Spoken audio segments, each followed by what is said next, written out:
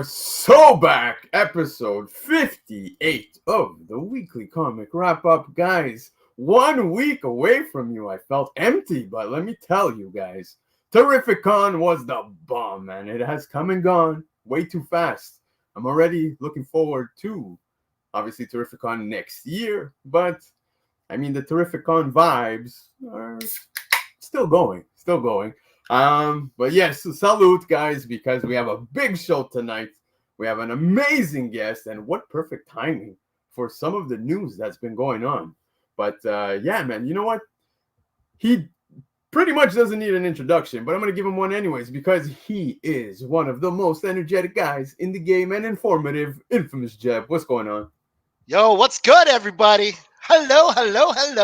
There you go. What is shaking? Not much, man. Not much, dude. Like, well, I mean, on the side of comics and news and stuff like that, there's a lot that's going on. But, dude, I wish you were at Terrificon, man. I really wish you could have come down to that. Man, you guys look like you had a blast. It looked like so much fun. All the boys get into shit. I love it. Yeah. It was good vibes, man. Good vibes. I think nobody slept the whole weekend, but yeah. Sleep when you're dead. It's fine. Exactly. I won't get into the Terrificon stuff because we did do a little bit of a recap. And by recap, we just shared shenanigans that took place over that weekend. But, of course, now back with weekly comic wrap up. And yeah, man, like there's a ton of stuff to discuss. Jeb, you hit me up. You let me know and said, yo, I want on this show this Sunday. Yo, man, it's a very Jebby week. Let me tell you, it's been a very, very Jebby week. So, bro. Oh, it's Jebby. Cheers. Unfortunately, boys, there will be no Jeb drinking tonight just because I got to go to work after this. But, man, I'm just happy I can make it, and I'm just happy to be here, bro. Likewise, man. Cheers to that. I'm happy you're here because, yes, there's a lot of big things to discuss. That's CGC stuff. I don't know if you heard about that, but we're gonna dive into that in the hot topics portion of the show. And of course, a new Venom is gonna be coming very soon. So who better than Infamous Jeb to talk about that? We'll let you guys know also our thoughts, our picks on just who might be the new Venom, man. So that's gonna be fun. And of course, market report, guys. I'm telling you out the gate, I'm blessed because now hanging out with, the crew on the Shakers list at Covrprice, you got, Laura, you have Marty, you have Chris, and we go through some of those Shakers every Thursday, 9 p.m. Eastern time. But this week is heavy on the Baker Shakers. So this is going to be an episode dedicated to Michael Baker. That's right. So full of Baker Shakers. That's what we're doing tonight. Yeah, Michael Baker. Yeah, man. And of course, we're going to go into the FOC picks of the week. But before we get into all that fun stuff, Jeb, let's say hi to the chat because Love for Comics saying Infamous Jeb is perfect for today's episode. He's perfect for every episode, man. Nah, it's all good. I appreciate you all. I want you there all the time, baby. But we got Derek in the house. Venom has Jeb's blood pressure through the roof. That's what's up, baby. That's what's up. Yo, Ferdy's in the house, man. Ferdy, bro, appreciate you swing by, man. Yo, guys, check out Ferdy and his content, man. The guy's putting up some great videos. Dude's touching on video games too, man. The video game market is nuts, dude, nuts. Especially you find those factory sealed games, yo, you can make some coin. But yes, show some love to Ferdy. We got Wesley's Comics in the house. Wesley, I got to hang with Wesley at Terrificon, another fellow Canadian who made his way down to Connecticut, so appreciate him. Jason Carvalho coming up clutch for me, guys. Ooh. Yo, over on Instagram, I posted just before going live. The Uncanny X-Men #1 Art Germ exclusive for Fan Expo. Yeah. Now, Comic Legion came up clutch for me again, even though I didn't deserve it. Because you know what? I'm gonna be honest with you, I didn't even ask them. But they came up clutch and they presented me with 2 virgin copies of, Uncanny X-Men #1, the Art Germ, signed by Art Germ, 1 in pink, 1 in white. So, guys, head on over to the Instagram at some point. Vote. Let me know which one's your favorite because I'm only taking one of those. The other one is going to be sold by Comic Legion, I'm assuming. But, yeah, Jason still came up clutch, and he actually scored me the trade of the exclusive, dude. You saw it, right? The Rogue with the peachy, you know what? My oh my. What a cover. But yeah, man. All right, who else we got here? We got Michael Baker in the house. What would a Sunday night be without Baker in the chat? Of course, Baker Shakers are going to be coming in heavy this week. Rocksteady, of course. It's Carlo, bro. Carlo, yeah. It's still here, man. Guys, written by Matt Forge himself. I wear it with pride. I walk into my room and I'm like, I miss you, Matt. I miss you. But yeah, man. Rocksteady's in the house. My beautiful wife, who is probably on the other side of this room right now, hearing me talk a little too loud, but I appreciate her allowing me to do this and always holding the fort, man. So nothing but love. Happy wife, happy life, bro. That's right, baby. That's right. Yo, you know what? I actually got to hang out with my kids more this weekend than my own wife. My wife went out with her friends. Sorry, you know how it is, right? Being a parent, you don't get that time too often, man. So they did their girls' night. I took the boys out. The boys' night consisted of arcades, bowling, all those fun activities, man. So that's awesome. That was my Saturday night, man. Felt good to be with the kids after being away for the weekend last weekend. 100%. Jeb, you know this guy, Constantino, right? Yo, Tino. What's up, bro? What's up, Tino? Yeah, Constantino, man, appreciate you swinging by to hang out with us tonight. We're gonna dive into some crazy topics a little later on. V, baby, that's a deep V. Oh, you're talking the V-necks. Yes, the V-necks. But, man, gear up. 260's in the house, Armin. Appreciate you being here. I know you're reading Ultimate Spider-Man right now. You're trying to catch up and finish before the show. I hope you got the opportunity to. But if not, well, I'll be seeing you tomorrow anyways. I got some books to drop off because he's one of the best cleaners, pressers in the game. So, Armin, I'll be seeing you tomorrow, man. Looking forward to it. Steph, Cause of the Rock and Roll, Steph, another gem in the community. Guys, go follow him over on Instagram. Over on Instagram, doing some crazy things, man. He's been, you've been hitting some good cards as of late, bro. Proud of you, man. Kenneth's in the house, man. Kenneth, how's it going, brother, man? Appreciate you swinging by. Salute. I'm going to take a little 2-second pause. That feels better. Just feels better. Yeah. I was sick this week, dude. I got sick after Terrificon. It was terrible. Absolutely terrible. Pacino's in the house. Yes. Chino. So awesome. Pacino. Yo, Pacino, we got to get you back on. It's been a while. Derek's in the house. Legend has it. Ric Flair learned the woo from Jeb. Woo! Yeah. But, Ric Flair was smart enough to trademark that. Brian LCS is in the house. Guys, the Comic Book Community Awards. Now, the nominees are there. I was actually nominated to... man. Yeah, I was nominated for the category of Best Spec within the 1 to 999 subs tier. So appreciate you guys nominating me.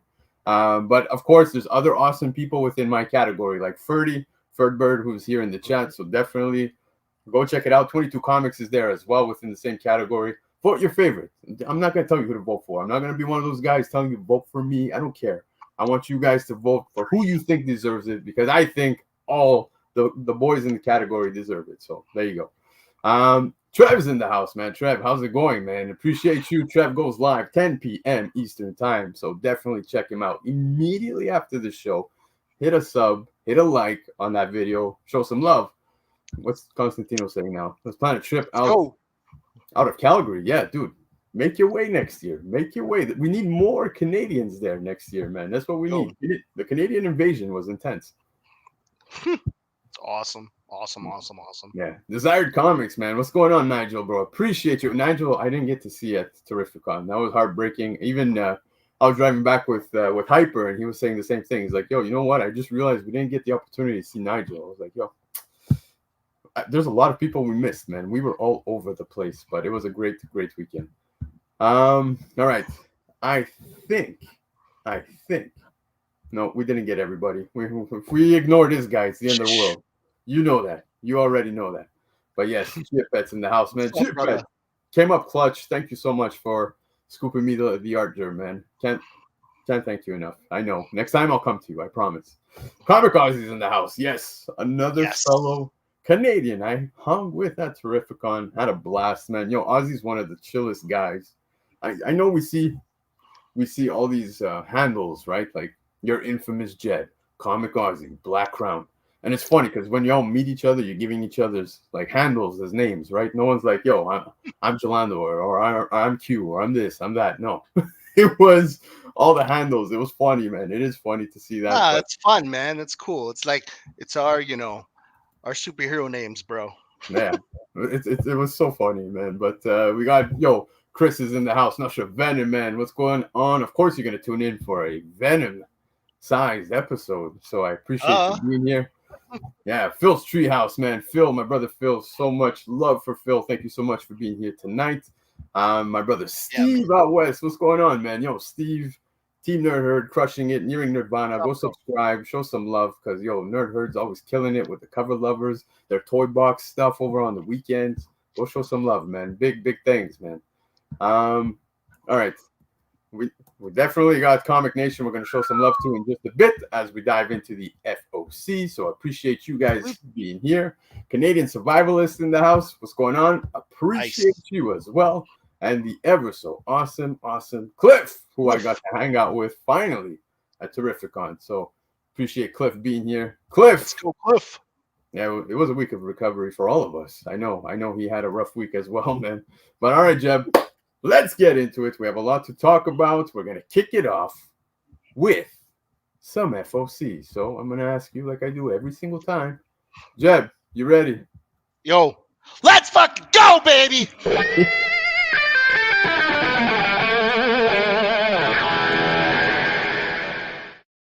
Doesn't get better when it comes to energy. But yes, FOC selection of the week.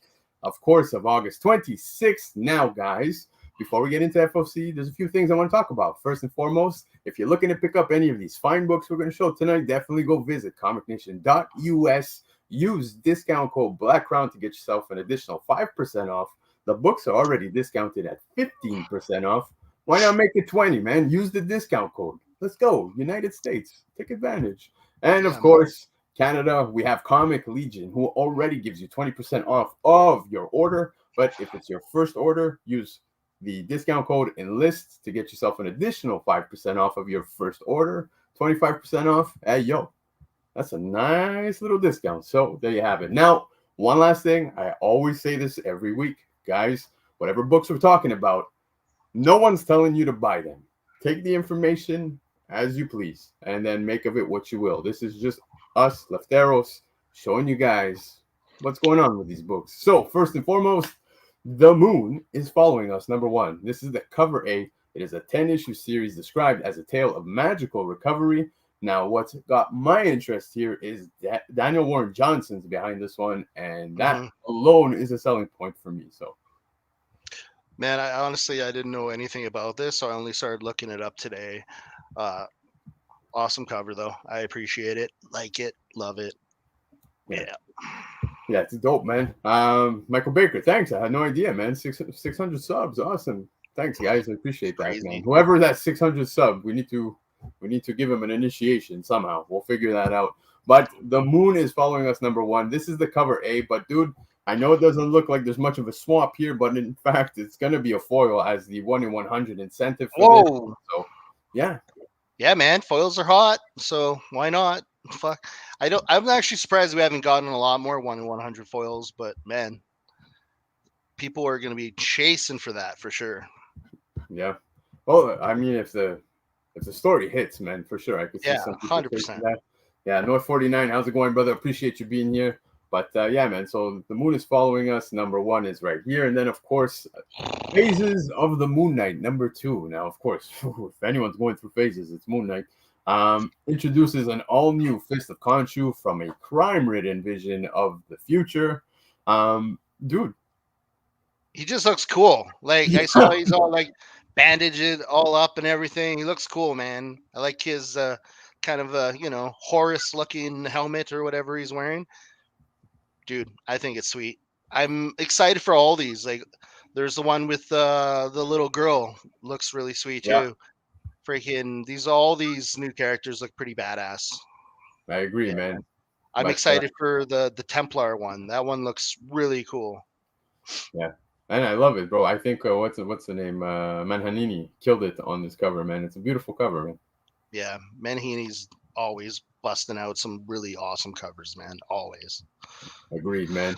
W Vogs in the house. How's it going, Vogs? Guys, please go subscribe to Vogs, man. Vogs putting out some great content as well. Love this dude. Hopefully gonna get to hang out with him one day real soon over on the YouTube world.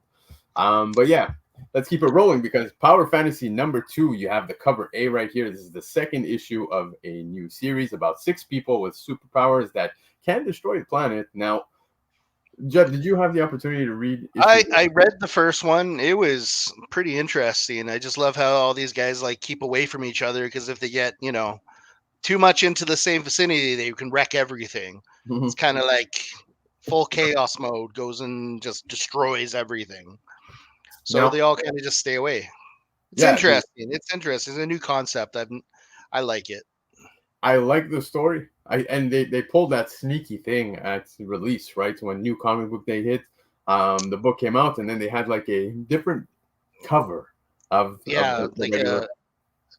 a different trade dress, and yeah, I tried to get it, but unfortunately I missed out. So that's the thing, is it was sneaky. I don't know if they're going to continue with that trend. So we'll see now with issue 2. I imagine they won't. I don't think they would. But if they do, be careful. I'm walking into my shop on that Wednesday when it comes out. I'm gonna be like looking at every copy that's there. Like, Yeah. is there a different one? Yeah, man. It's a cool premise. It was a cool story. I'm gonna give the second issue definitely another try, and yeah, man.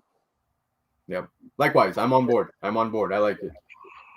But all right, listen to this one, okay? Tin Can Society #1. This is the cover A. Now it is a heartfelt and human look at the evolution of friendships. What I think is neat already is, Francesco Mobili is behind this. I like that. Love the 100%. cover. But besides the cover, Lefteros actually mentioned that he had the opportunity to read the first 2 issues, and he was highly praising it. So I trust his judgment when it comes to comics. He's a good, he's Yeah, got good 100%. taste. He's got good taste, and he is saying that this is, a rather good book. So I think it is a good book to pick up, I guess, based off of that information. I'm gonna give it a try. Like I said, I trust him. I trust the man. I'll check anything out, man. It's always interesting when they just do human stories, right? So, Yeah. I mean, what's more human than human? What reading? Fucking, I got nothing. Chip had saying Image putting out great, interesting stories, and I agree. Yeah, man. Image has been on fire this year, putting out some good stuff. But Ultimate Spider-Man #9, Armin, I know you were catching up before the show, but '9 is now on FOC this week, so make sure if you want to keep up with it, you're gonna order it. Main cover right here, possible first full appearance of Earth 616's Felicia Hardy. So yeah, I like that. I think everybody loves some Felicia. Yeah, man. I like all the connections so far. This whole series has just been awesome from start to finish. Everything's just kind of coming together, and you're seeing even now you're seeing hints of things that should be coming. We're gonna see in the future. Yeah. And man, yeah, every issue is just a treat, honestly.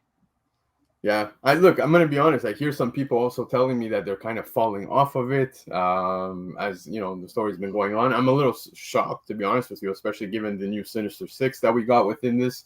I think the story's great. I think it's building very well. I'm loving this. Some people say, yeah, but, it's just the same character. Like, it's Felicia Hardy. It's like we have her in the 616. I get it, but this is a totally different universe. Who knows? Look what happened with Gwen, right? We got Spider-Gwen in an entirely different universe. You never know. I'm not saying this is going to happen with Felicia Hardy, but you never know what characters will end up. Eventually Marvel's going to have another incursion, giant explosion, battle world thing where eventually all these characters might be thrown into the 616. You never know. Yeah, obviously, I mean, it's inevitable. These things are going to come together. We have Ultimate Black Panther, Ultimate X-Men, Ultimate Spider-Man. There's a lot of Ultimates. There's the Ultimates itself. We're going to see more things unfold within the Ultimate Universe, and the inevitable is going to happen. So looking forward. And there's so much foreshadowing every issue. You're just like, you just can't wait to see where it's taking us, Yeah. And I'm going to keep reading it because even like little things like the Pico suit and all those things, we see like so many things popping up, little Easter eggs here and there. And man, I love it. Yeah, the idea of Peter's suit, that little thing talking back to him. I love that. I love that idea. So looking forward to picking up more Ultimate Spider-Man. No Good Comics is in the house. What's up, No Good? My brother, Justin. Dude, it was so nice to hang out with him at Terrificon. One of the most down-to-earth guys. Chillest dudes you're ever going to meet. I wish we spent more time together, but that means we have an excuse to get together next year again. So Looking That's right, forward to man. that.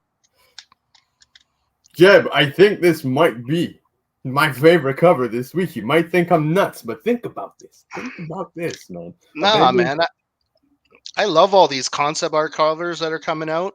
So Yeah. we kind of get to see like where Marvel was coming from in the MCU and where they're trying to take us and coming back and getting all these concept art covers. I fucking love them so far.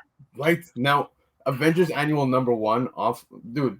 Just out the gate. There's a lot of these. There's a lot of these popping up, but this, dude, signed by Josh Brolin, I love that. It's straight to 100%. CGC. I don't care. Bend my book. I don't care. I want this signed. But yeah, man, I think this is awesome. Yeah, man. I don't have anything more to add to that. It's just it's a banger of a cover. Banger. Yeah, 100%. This is one of those ones. If you're a Well Thanos said. lover, yeah, Michael Baker gets it to the T, man. The cover Yeah. represents the absolute peak of the MCU. Well done. Yeah. 100%. Yeah, one of those ones. You know, if you don't get it now, and you're probably going to be crying later on. So I would definitely pick this one up. I'm going to pick up a couple for sure. Yep, likewise. But all right, another banger cover. This is a straight cover buy. You got Nyx #3, NYX #3. This is the Forbes variant. I love this because Scott Forbes. It's such a sick cover, dude. I just love everything about it. The colors, the whole scenery. It's real good. Yeah, man. It's a great depiction of Laura. You know, she's always been kind of the goth girl, kind of a metal chick. And I mean, yeah, she kind of looks like a streetwalker a little bit like this, but you know, it's cool. It's cool. We like it. Yeah. Yeah, man, for sure. Before we move on, I got to shout out my brother Paperweight on a little family vacation. So just a quick hello to Mr. Paint Pants. I appreciate it. I hope you packed all your stuff for your kids for this vacation, and of course, as much tuna as possible, bro. Appreciate you. Nothing but love. Nothing but love. All right, moving on. Okay, dude, Spawn Violator #1. This is the cover sheet. Yeah, I love this. Man, all I remember is the first series, and I remember Clown running around with that. You know, he punched that guy through the face, and he had that guy's head stuck on his arm throughout the whole series. Yeah. And then we got like the Admonisher. I admonish you to reconsider. You know, fuck. I hope it's the same energy as the original series, and we just blow up. I mean, yo, Violator is like fucking almost as awesome, like if not better or cooler than Spawn, in my opinion. But you know, people gonna hate on me for that probably. But man, Violator's always been an awesome character. I just remember as a kid, freaking seeing him for the first time, and he ripped out the hearts of everybody. It was just awesome, dude. Love Violator. Yeah. Clown, everything. Yeah, agreed, man. I love it. And I'm totally how can I say it? If I'm gonna pick up any of the Violator, it's gonna be the McFarlane cover. I think he killed it. I think this is fantastic. I love it. Also, if they dig into the backstory, that would be kind of cool. The whole Philbiak brothers and everything. That would be sweet. Agreed. Now, up next, we have World's Finest issue 31. This is the cover F. And again, I feel like we've seen a lot of Batman 251 cover homages as of late. Yeah, but this one here featuring Batman and Joker 89 by Dave Johnson. And, dude, Batman 89, I think it's fitting for this. I like this. I really like this a lot, man. And this is Keaton Batman, right? Exactly.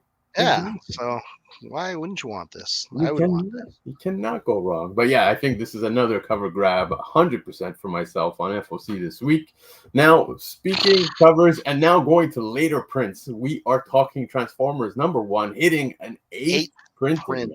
That is impressive. They are just pumping them, and they're gonna keep pumping them.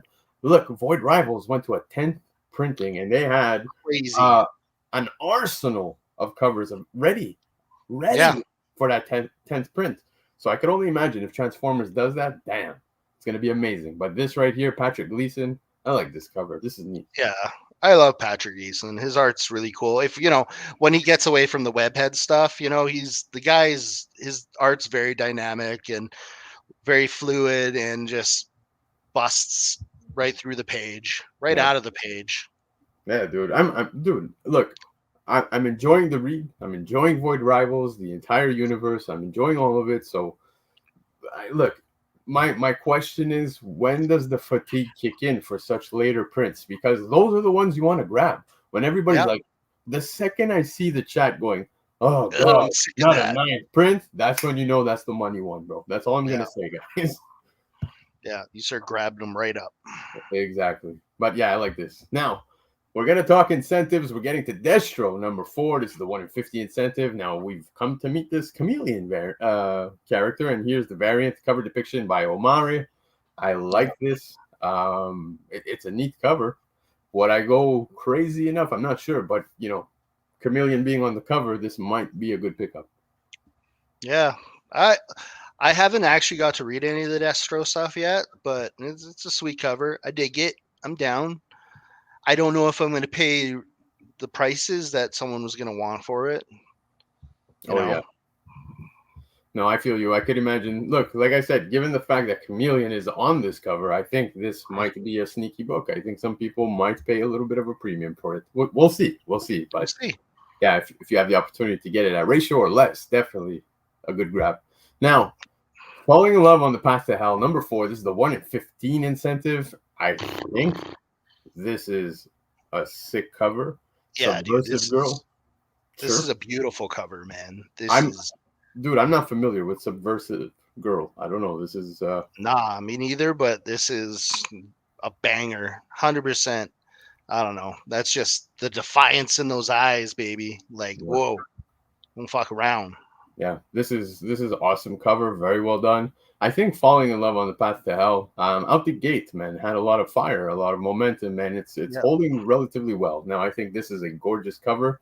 I want to know more about this Subversive Girl. So, yeah, definitely going to be checking this out, man, and looking further into that. Yeah, Cliff saying the same thing. Falling in Love on the Path to Hell is a great book and a cool ratio. This ratio, yes. But yeah, no, I think it's been a fair read. I'm on issue. Well, I read issue 2. I didn't read 3.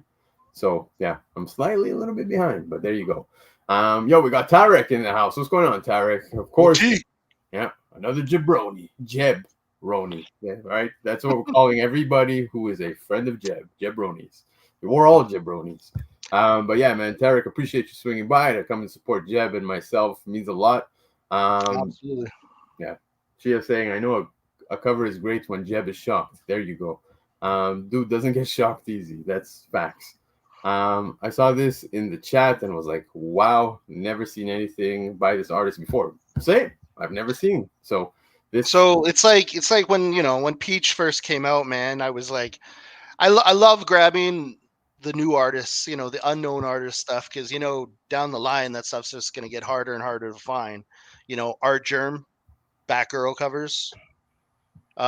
Peach Momoko is everywhere now, but 4 or 5 years ago, didn't even know who that was, basically. Yeah, that's a good point, man. I don't disagree with you. Yeah. But now I want to do my homework on this artist. I want to see if there's anything I might notice that they've done before. So yeah, that's my takeaway from that. Now, Predator versus Black Panther number 2. This is the 1 in 100 incentive. Rose Besh, who was at Fan Expo, and I've heard nothing but great things. I know that Chiapet actually had the opportunity to meet Rose Besh with his nephew Chris, who did a very fantastic interview for his first time, to be honest. So there you go. Shout out to Chris.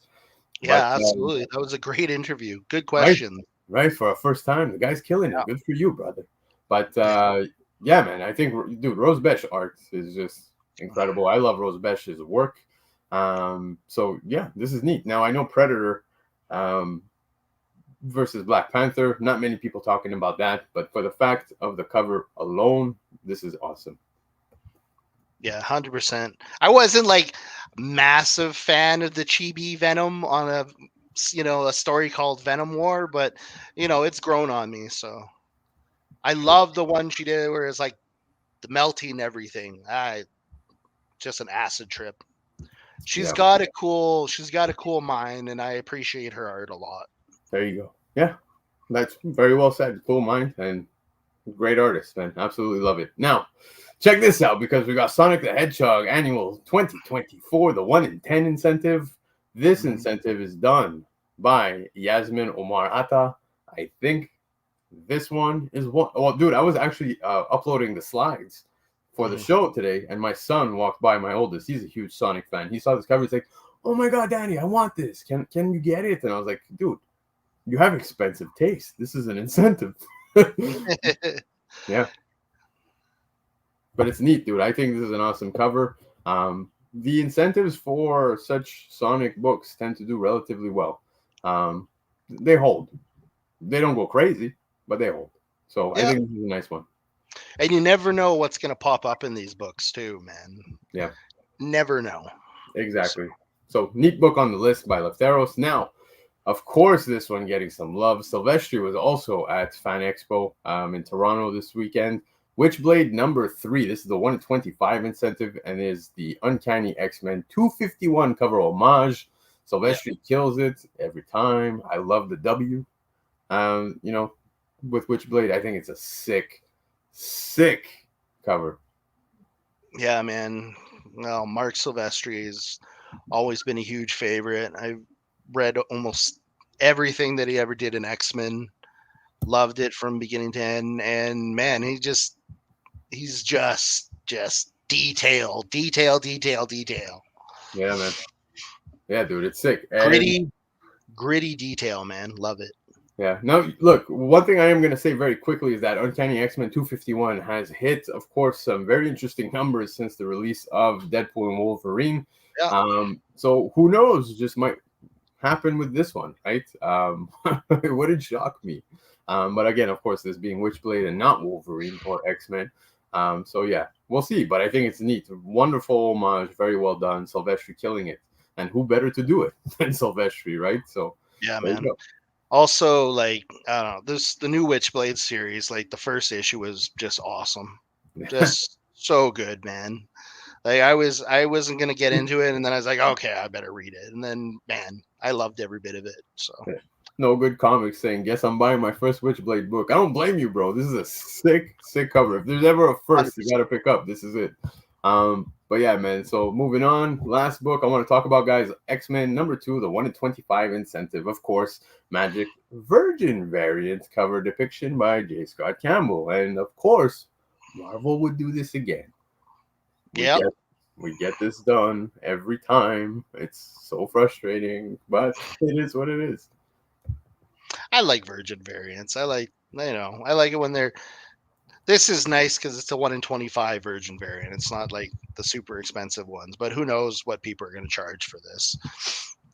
J. Scott's got massive following, so anyone who's a big J. Scott's going to probably buy this. Oh, dude, for sure. That goes without saying, but you get what I'm saying about the second print ratio being a cover that was just, it's a color swap and then made of Virgin and or whatever. It's just annoying, but it's a beautiful cover. I will say that the blue does make it pop. I got 2 copies of the J. Scott Campbell first print, the yellow background. It looks amazing. Looks amazing. But yeah, again, Marvel doing Marvel things on this one. So yeah, Marvel doing the easy way out is what I like to call it. They always, they don't get too creative. Every once in a while, like those JTC covers. Yeah, the John Tyler Christophers, they're doing like some crazy new backgrounds and stuff, which, it's nice that they, change it up a little bit. Yeah, but that's exactly it. Like, change it up a little bit. Like, okay, that's fair, but give me a new cover. Yeah. Let's go, man. Let's go. But anyways, guys, those were the FOC picks of the week, of course, by Lefteros. Now go support our brother Lefteros by going to follow him over on Instagram. So, give him likes on his posts, show some love. But you could also support him by going to visit comicnation.us if you're in the United States of America. Like I said, 15% off of Covrprice already, and you get a 5% additional off by using discount code BlackCrown. One word. And if you're in Canada, go visit comiclegion.ca. You got 20% off already on the cover price of every book that's on that website for FOC. And you can get yourself an additional 5% off of your first order by using discount code ENLIST. And not because I am part of the Shakers or because I consider Covrprice family. I'm just speaking facts. go visit coverprice.com because they are the best comic book price guide around, in my humble opinion. The website has tons of features that you can get if you subscribe for dirt cheap. 100%. It's like $4 a month, and you get access to so much stuff, and it is ever growing. So, of course, go visit Cover Price now. Man, even not paying the $4 a month, there's still access to a ton of stuff. So Right? yeah. Exactly. But yeah, man. So let's catch up with the chat a little bit. I saw that Armin was saying I sent a 170 into the Silvestri signing at CGC. Can't wait to get that one back. Yeah, dude, that's gonna be amazing. And of course, he will be doing his unboxing. So make sure you subscribe to Gear Up, who does incredible unboxings, always pulling out bangers. Phil saying I've had a premium Cover Price membership for 3+ years. That's right, man. You can add your collection. You can see its estimated value. You can do so much on there. My personal favorite feature is the daily shaker. I like checking what's moving on the aftermarket every single day. So those are always fun. But now, speaking market, Jeb, it's that time to talk about the market. So, are you ready, sir? Man, are you ready? I'm ready.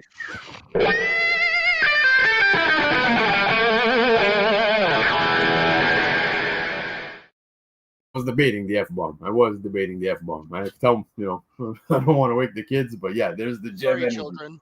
Yeah. But all right, let's get into it. The market report, guys. We're going to talk some of the books that sold on the secondary market. Now, every week I do check out CBSI, Cover Price, eBay, Go Collect, Key Collector, you name it, whether it be Brian McClay, whether it be the Hot 10. I'm checking all lists. YouTube 30, if you're still here in the chat. But yeah, man, looking at all that. But this week, I wanted to make it special. I wanted to surround it around Michael Baker because he sent me nearly 2 weeks worth of books since there was no show last week. So that being said, let's kick it off with a Baker Shaker. Futurama Comics, #1. Not the first time we see this on the list, but San Diego Comic-Con 2000 exclusive, signed by Bill Morrison, Matt Groening. This is a signature series, CGC 7.0 signed. You have $500 for this one. Dude, wow. You know what? Even in the 7.0, this is fetching $500. I think this still holds very well down the road. Even in the 7.0, man, this signed by both of them. Hell yeah, man. I think this is a cool buy. Yeah, man, 100%. Futurama. Everyone loves a little Futurama. Man, it's such a, part of our, I would say, as a nerd kid growing up, it's part of our culture. It's been in our blood for way too many years not to love this stuff, man. Yeah, man, for sure, bro. And yeah, like you said, it's you got Simpsons, Futurama. We all grew up with this. No matter what age you were, man, you were watching this shit. So I think having it signed by Bill Morrison, Matt Groening, this is absolutely amazing to have. But I want to shout out Comic Chic, who I just saw is here in the chat. So shout out to Comic Chic. Nothing but love, brother. Definitely go check out Comic Chic over on YouTube, doing some great things, man. I'm watching. I'm not commenting, but I'm watching. I should comment. I'm terrible at that shit. Guy Forge is in the house. What's up, Guy, bro? Appreciate you being here. I just saw you hit me in the DMs with a meal. I saw a photo, so I'm very curious to see what you're having. I think I see steaks tonight. Guy's living large tonight, baby. But yeah, hold on. I didn't open the picture, but appreciate you, Guy. Nothing but love. Jeb, let's move on to the next book, because we have Something is Killing the Children, #1, the schmaltzy cover, black cape right here. Yes. Now, hold on, okay? CGC 98 selling for $750. Boom. Boom. But what I do want to say is, as of late, we've seen Something is Killing the Children books start moving again because, yes, we got news. We saw, news. We got a teaser as well. We got the ever so awesome Tinian, whatever, posting that front cover of what seems to be the script that he was going to be presenting, I guess, for Netflix, etc. But yeah, Something is Killing the Children at that table. But look at this. This book just hurts because I gave 2 copies of this basically away for nothing. You want me to cancel the show? I'll just stop it. Yeah, just fucking shut it down, man. Yeah. Shut it down. Crash it. He's out.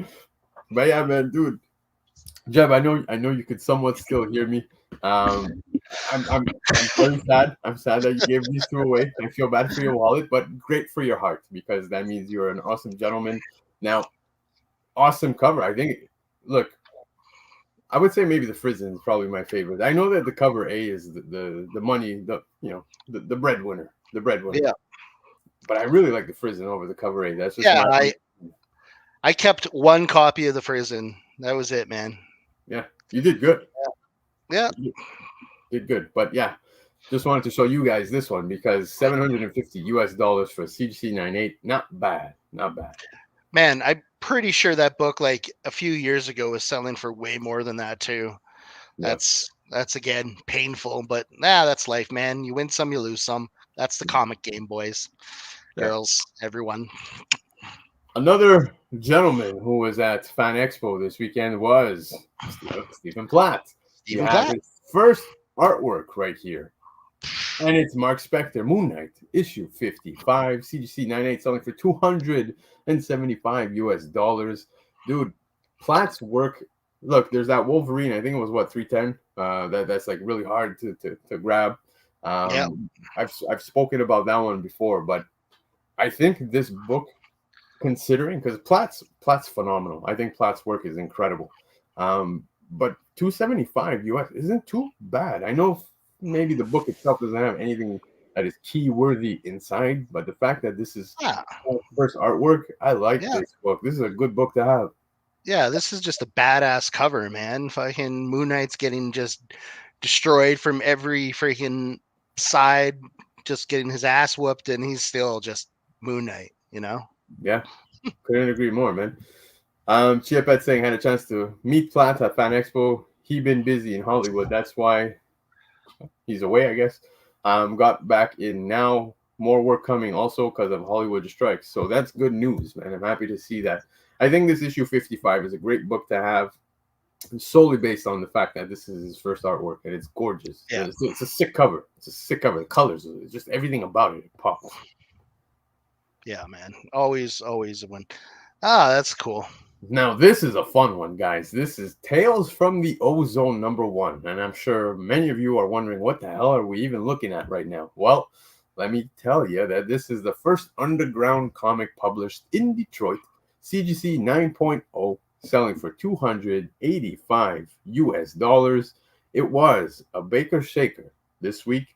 Now, I want to give you guys a little bit more information around this. So, the term underground refers to self-published comics in the late 60s, early 70s that disregarded the comics code with adult-oriented stories. In case you were wondering what that is. Now, the back cover of this has an advertisement of music acts performing at the Grand Ballroom, and you have Jethro Tull, Chuck Berry, who I absolutely love, The who I absolutely love. Yo, Chuck Berry is beyond. Like, for me, he's at the top of the list. Chuck Berry is just fucking phenomenal. And you got stories by Robert Crumb and other notable names of the subgenre. So pretty cool right there, man. Yeah, man, this is cool. It's kind of neat because it's got the Mr. Sparky or whatever the heck his name was.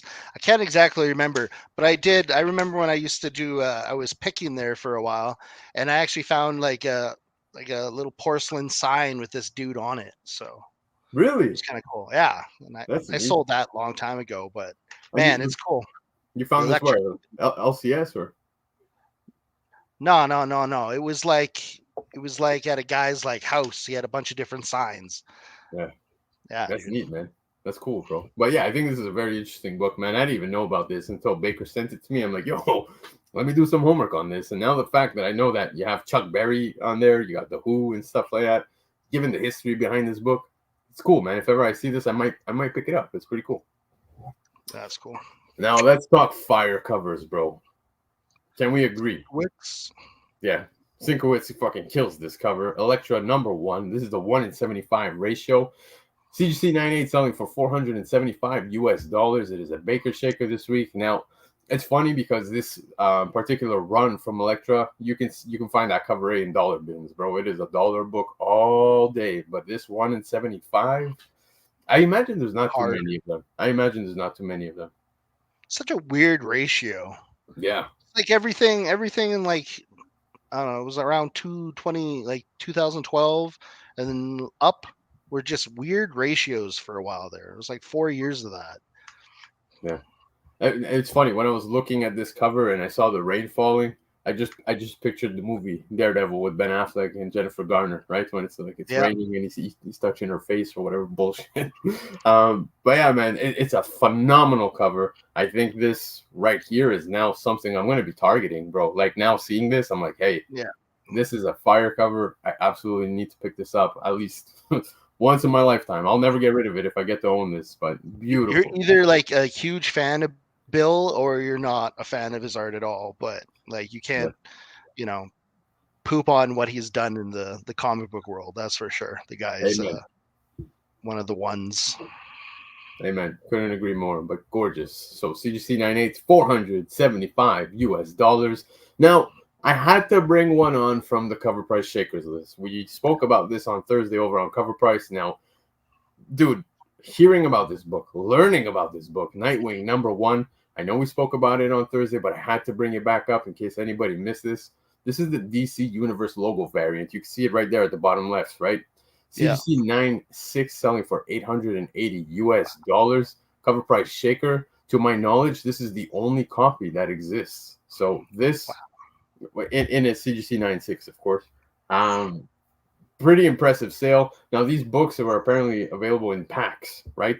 Those like I think it was like Walmart packs or something like that. This is just incredible, absolutely incredible. I imagine coming across, those high grades are pretty impossible to even come across simply because of the fact that they were in such, they were probably mistreated, poorly handled, and I think the cover is gorgeous.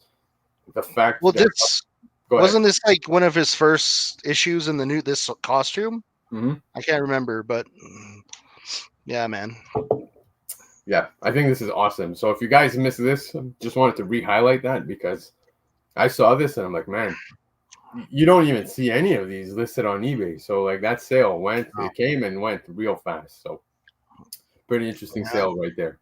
Somebody knew what they were buying. Oh, for sure, 100%. Now check this, Jeb.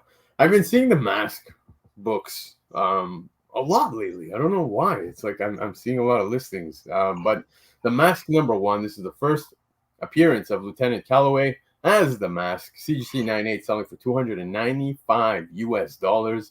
Another Baker Shaker. I loved the Mask. Yeah. I still love the Mask. Yeah, man. I could watch that all day. The most violent freaking comic series ever. I just love everything about the Mask series. It was just good. Yeah. Freaking badass. For sure. But I think the Mask books are actually underrated. Not underrated. I mean, like underappreciated. Because you can get. Well, I mean, the first appearance of the Mask is rather interesting. Expensive. Yeah. Dark Horse. All the early Dark Horse stuff, I feel like, is even harder to find than, man. Yeah. Yo, Dan Delatore's in the house. Dan, how's it going, brother? Appreciate you being here, man. Dan, it's been a while. We need to get you on, sir. It's been a while. I agree with Paperweight. Back speaking about Titans. Titans was super dope and slept on. I enjoyed it. I did enjoy it. I'm still kicking myself for not picking up that Tales of Teen Titans 44. I really wanted to pick that up at the con, but I ended up taking the first cover appearance of Gwen Stacy. Not complaining, but yeah. But back to the Mask, dude. Like I said, I think the Mask books are great books to have, man. I personally grew up on this. I loved it, and I'm shocked to see how cheap some of these books go for. Yeah, absolutely, man. It's just the stuff. Even though I feel like everyone's already got these books in their collection, and they're just getting harder and harder to find. Yeah, for me, anyways, I can't ever find this stuff out here. Yeah, raw. I don't find them. I don't find no raw dogs near me, bro. I find, listings, but I won't find out on my LCS. But cool book, CGC 98, $295. Now, here's one that I think is a great book to own. You have Green Lantern #9, second appearance of Sinestro, but this is also his first cover, man, and I think it is awesome. CGC 4.5 selling for $200. I know that 4.5 seems low for some of us collectors here, but I think a 4 or 5 at $200, that is a good buy. I would definitely pick that up. That's a great buy. And like, man, if first appearances are hard to get, man, you should always go after the second appearance. Yeah. That's like, it's just, I don't know, common sense, I feel like, in the comic world. Yeah, and if I'm not mistaken, I think this book also has the first appearance of the Jordan brothers. So, I mean, sure, but for myself, it's mostly the fact that this is a first cover for the right price. I think this is a right price, $200. I'm game. I'll pick it up. Yeah, yeah, absolutely, man. If you want a copy, this is a sick price. Yeah, I dig. Now, let's get into some other older books. We have Strange Tales, issue 111, second appearance of Doctor Strange, first appearance of Moro, and Asbestos Man, which I don't. Asbestos Man. Asbestos. I feel like this character is dying from poisoning now, and he didn't know. Someone should have told him. Yeah. Damn. Yeah. Don't breathe that shit in. But anyway, CGC 7.0 selling for $432. I like this because it's the first appearance of Mordo. Oh, I think Mordo is an awesome character. I don't think anyone's picking this up for Asbestos Man. But you also have the second appearance of Doctor Strange, which is also neat behind this book. Yeah. So 7.0, that is my comfort zone when it comes to grades. $432. I'd be a buyer. If I had the coin, I'd buy it. Yeah, it's just a cool cover. He looks neat. Gas mask. It's lots of good colors. Yep. Agreed, man. Pops in a case. Agreed. Now, we're going to talk our homie right here, our brother, our favorite, one of my favorites, in fact, Web of Spider-Man 118, first appearance of Ben Reilly as Scarlet Spider, CGC 9.8 in a direct edition, dude, not even the newsy, selling for $530. That actually blew me away. Yeah, man. I feel there was a ton of this book back in the day. There was a ton of this book everywhere. Ben Reilly, love him or hate him. You know, he's here to stay, whether it's his Chasm or, I don't know, Spider-Man in general. I feel like his first appearance is the Clone. That book, I feel like you can still get pretty cheap. Yeah. You know, I have seen it on the up and up. It tends to. Yeah. I've never gone a year where I've seen it come back down, right? It's like, I always tell myself, oh, I'll wait. The more I'm waiting, the more it's going up. I'm going to be honest with you. Where you see the two of them fighting, right? Yeah. Yeah. With the Jackal. Yeah, but to see this one hitting $530, I'm not too familiar. If this has hit higher numbers in the past. But 530 was kind of impressive. I feel like he was sitting there for a little while when they brought him back as the Jackal. Yeah. And then it started popping again, and then they brought with the Beyond storyline. I feel like this book kind of like peaked during that, and then you know, people are all pissy about him becoming Chasm, and then it just kind of mellowed out. Now I love the character Chasm, dude. I think he's fucking badass. But I have a 9.4 in a newsstand, which sometimes I've contemplated, like, do I want to flip the newsstand so I can buy myself a direct? But now seeing where the direct is headed, dude, I would hold it. Might be running out of time. But yeah, man, Go Collect has fair market value at $575. Okay, so there you go. This came in a little under, but yeah, man, dude, I don't know, man. Maybe it's been a while since I've checked, but the direct editions, I've never seen them going this high. So yeah, I guess I was not so well informed on that aspect, but still impressive to see a 9.8, $530. Yeah. Now, let's look at this, guys. This is no bluff. This seems to be a very valid sale. Spawn 185. What would a Baker Shaker be without a Spawn book? This is a scarce sketch variant. Now, the book is signed by Todd McFarlane, the CGC, JSA. It is the only copy in a JSA CGC signed in a 9.2, $14,449 US.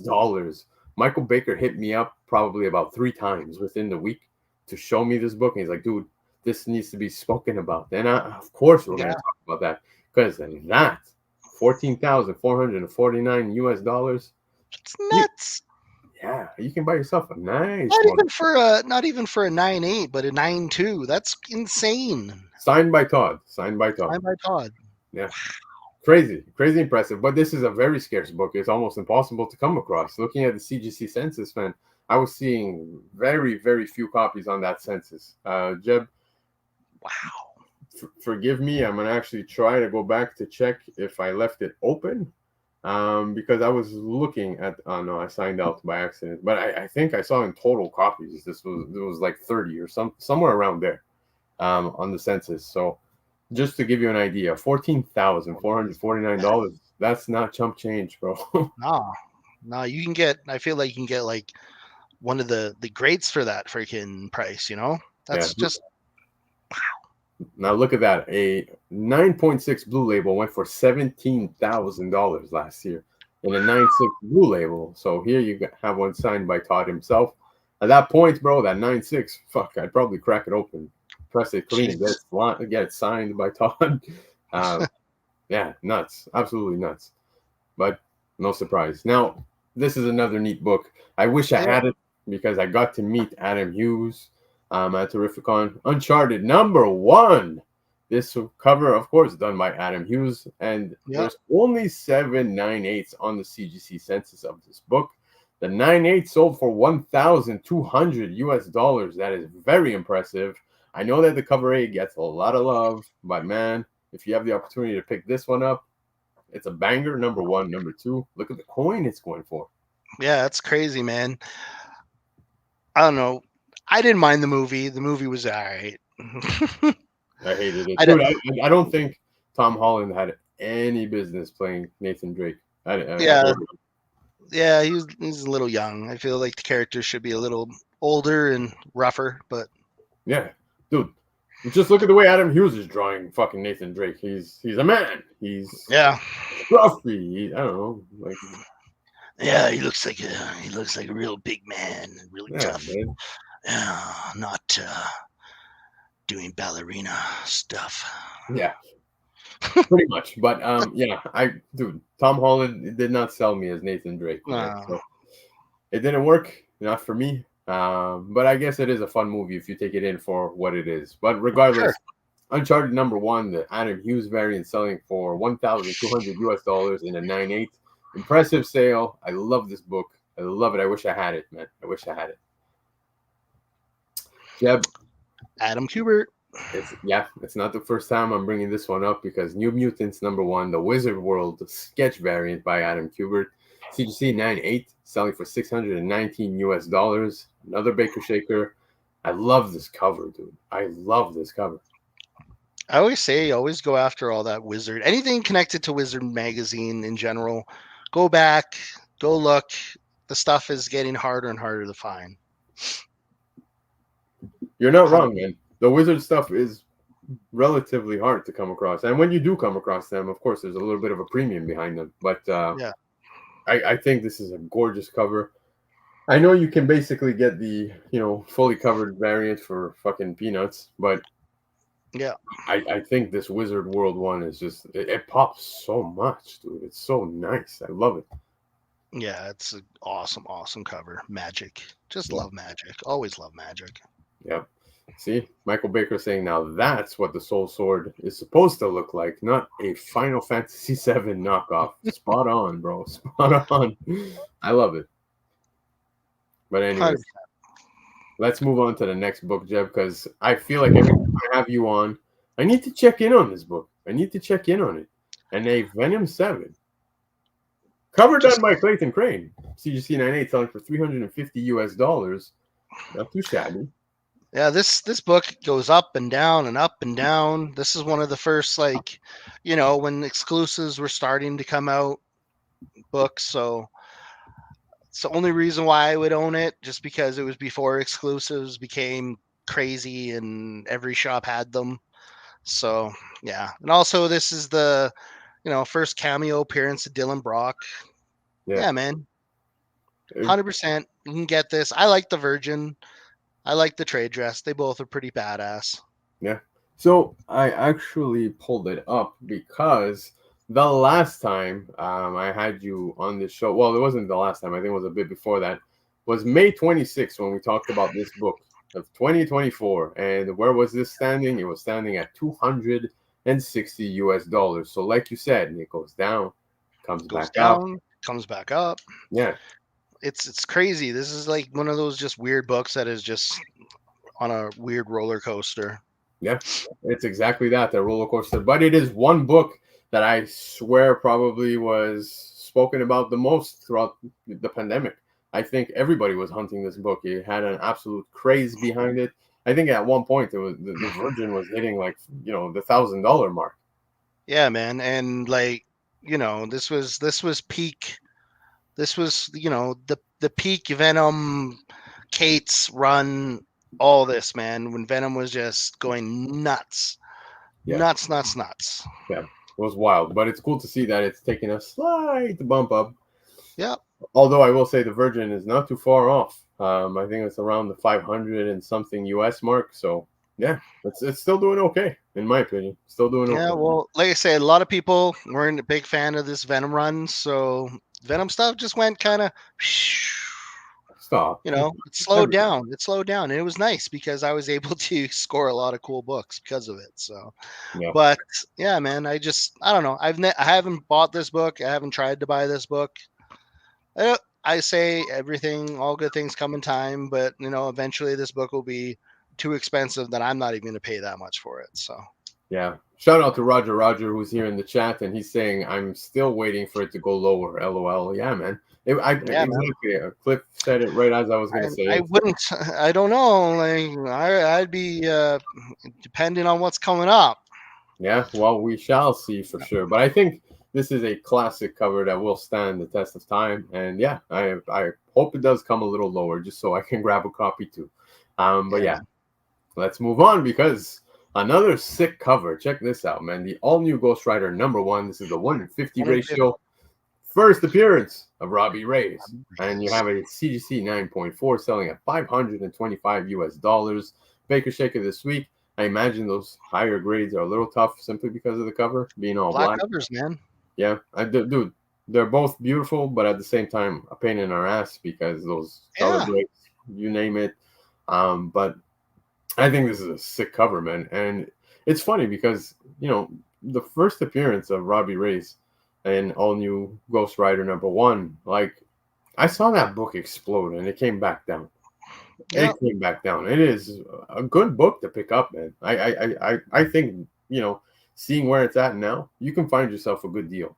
Even the cover A, I'm game. I will buy the cover A anytime I come across it. There's a weird cover of like the hamster. I don't know if you ever saw that one. There's like a hamster animal variant. I don't know what the fuck it is. I actually have it. I wish I had it out so I could show you guys. But yeah, go check that one out. I think it was Del Mundo who did that one, if I'm not mistaken. But anyway, but the 1:50 ratio is absolutely gorgeous. There's also another one for this book where you see the car behind him totally like on fire type thing, and it's an all black cover as well. I love Robbie Reyes. I think he's a great Ghost Rider. The 9.4 at $525. That's an impressive sale. Yeah, that's an awesome sale. This book will only go up. Robbie's got a huge fan base. He's been in the TV show. His brother Gabriel was the first appearance in this, and who knows what they're going to do with that character. I always feel like Ghost Riders and their brothers always end up, on fire. So yeah, you're not wrong about the on fire part. Now, I'm gonna try to find that #1 for you guys so I can show you on the screen. Just give me 1 second. So hold on.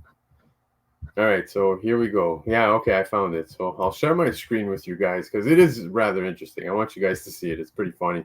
Hold on, where is it at? Ooh, got it. Okay.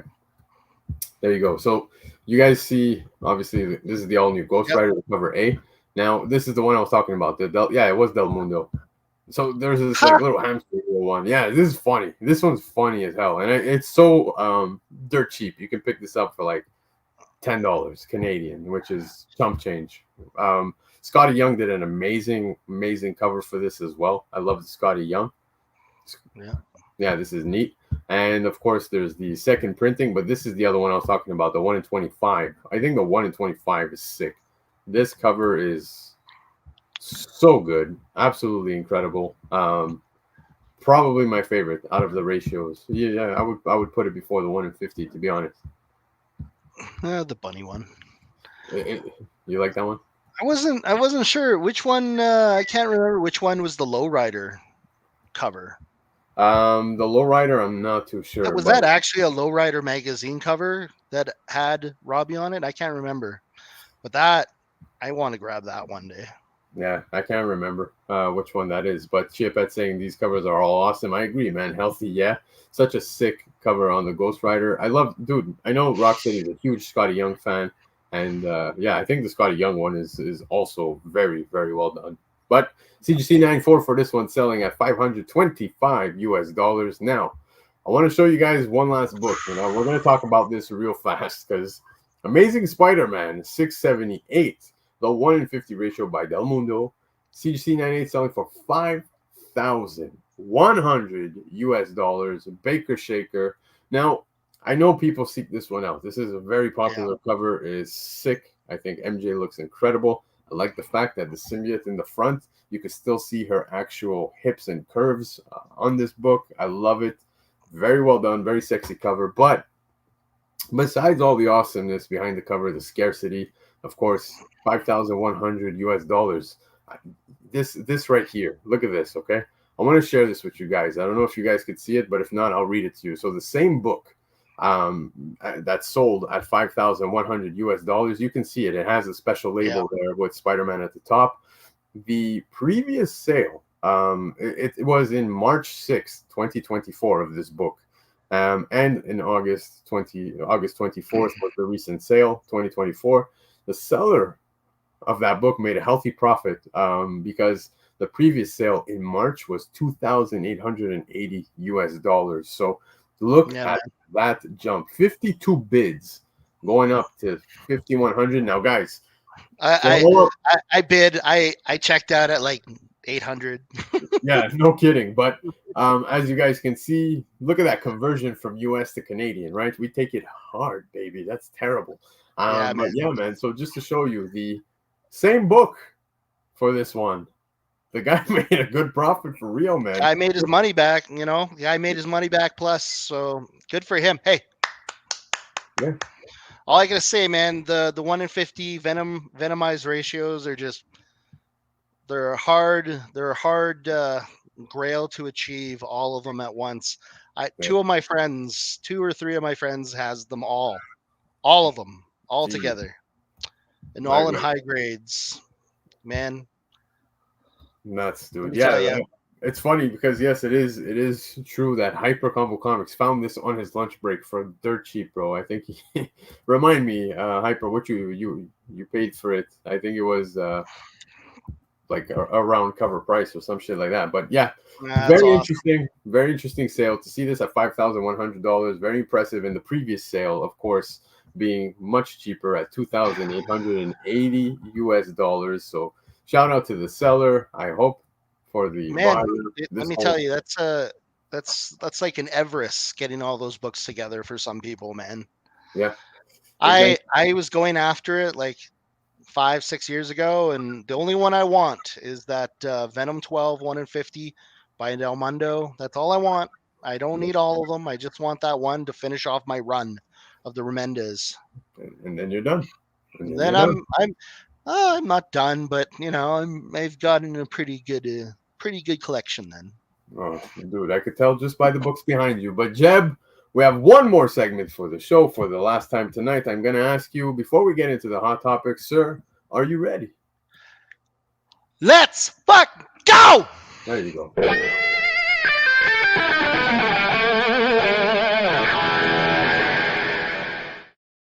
I don't want to burn all your energy before work. We need you to survive the overnight shift. But I appreciate you bringing the fire, the heat, and the energy because we have some hot topics to discuss. Very interesting ones, of course, especially when it comes to CGC and some other stuff. Guys, I know there's some drama going on, of course, almost daily, weekly within the comic community. But here for now, tonight, we're just going to talk some of the news related to comics and cinema, but we have something very interesting again happening with CGC, and we'll talk about that in just a minute. So hang tight. Now, first and foremost, Star Wars: The Acolyte will not have a second season, and man, no, there's no surprise. I'm gonna be honest. Like, I didn't even get to finish this thing because 3 episodes in, I just threw in the towel. I know. Again, people keep telling me, "Yeah, it gets better. It gets better." I have no interest. It's really bad. I that was just my perspective. Okay, and again, my opinion. Some people might have enjoyed this, and there's nothing wrong with enjoying it. But personally, I couldn't buy into it. I couldn't get into it. I was having a hard time. The first 3 episodes were just slow as shit. Yeah. And I just was not connecting with the characters. Now, besides the point, I think this was inevitable. I think we all saw this coming with the amount of hate that came online. And by no means am I the type of guy that's going to say, hey, you know what, I hate this. Let me fucking put a stamp on this online and make sure that, I want to do a gatekeeping and fuck Star Wars or whatever. No, I don't care. Just my personal experience. I'm just telling you guys I didn't enjoy it. So I'm not surprised to see this not moving forward with the second season. Jeb, what's your thoughts? Man, it's Star Wars. Star Wars fans are very voracious. Yeah, like crazy bunch of people. You don't be fucking around with the Force. Let me tell you, I don't know. I would never get in front of any of those guys and try to change. And they were trying to change a lot in this series, right?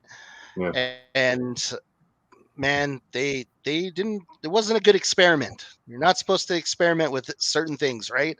Certain things are just, man, they are, they mean a lot to a lot of people, especially Star Wars shit. Yeah, exactly. But like I said, again, for myself, no surprise. I had a hard time embracing this show. Didn't stick the landing for me, so this doesn't impact me personally. But if you were a fan, unfortunately, you're not going to be getting a second season. So that was the news on the Star Wars: The Acolyte. Now, this is pretty interesting. I feel like the more I'm hearing about this movie, the more whack it gets. And I don't know. At first, I was like thrown off by it. But the more I'm hearing how whack it gets, the more I'm actually intrigued. Like the build-up.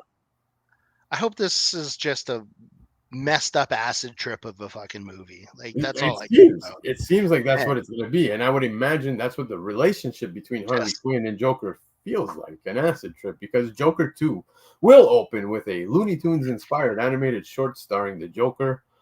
Again, well said, acid trip. That's really what pop your psilocybin and go enjoy your time, man. Yeah, but we're getting it relatively soon, and I'm like I said, I'm excited now to watch this, because the more I'm hearing about it, the more I'm like, okay, I'm gonna give this a try. Do I have my expectations high? No, nowhere close. Nowhere close.